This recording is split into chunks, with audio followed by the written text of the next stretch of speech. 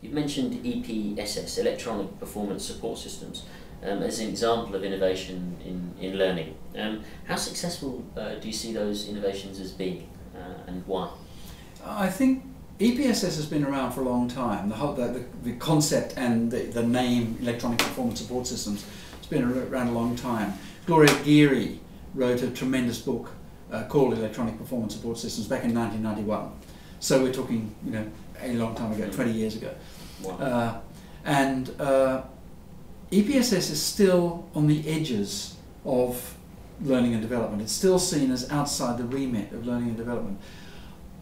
I think that EPSS's time has come. Whether we call it EPSS or whether we call it something else, I tend to prefer to just call it performance support. It's really about just-in-time learning at the point of need, however we do it. A couple of things have happened over the last 5 or 6 years, I guess, which I think have facilitated that. One is things we've been talking about in terms of increased amount of information and just trying to get stuff just in time. Learning at the point of need is critical. The other thing that's happened is that we're seeing now much better systems and tools in terms of actually accessing this. When Gloria Geary first did the early work, which was done with some big corporations in the States and at Bell Labs and so on, these systems cost hundreds and hundreds of thousands of dollars, thousands of pounds, yen, euros, whatever. They were incredibly expensive. We're starting to see now environments and tools become commoditized and really simple and easy to use. And there are some organizations which are really doing some very good work in this highly contextualized performance support, which understands where you are. Say if you're working in some sort of screen-based job, say you're in a contact center, or maybe you might be in a finance department or in somewhere, that actually these systems can detect where you are, what screen you're on, what field you're trying to complete, and can provide some sort of help. And in a way, I think they've been held back.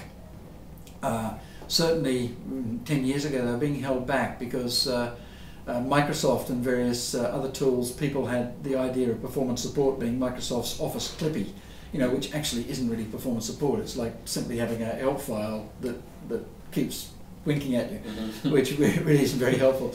But now we're seeing some really very, very smart performance support systems. I've seen a couple and worked with organizations that are doing this in a very, very smart way.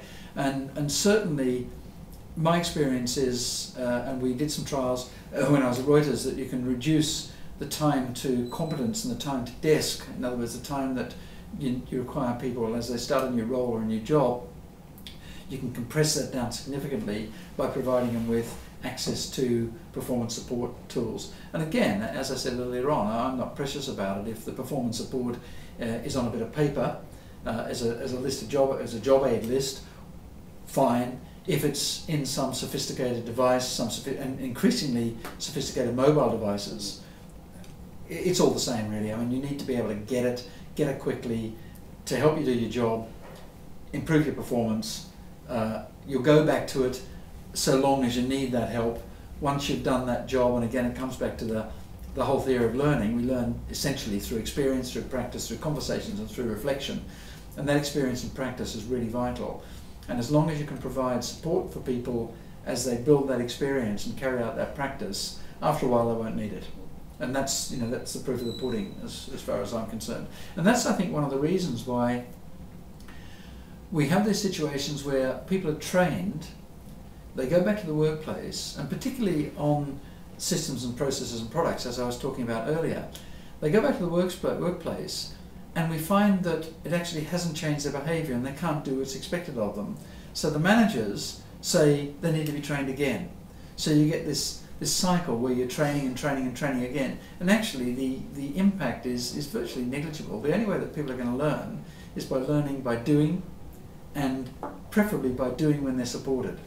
So if you can provide some sort of performance support tools, whether that's a method to link to people who can give you the answer, so tacit knowledge, an expert locator of some sort, well, not even just for tacit knowledge, even just to tell me how to do it.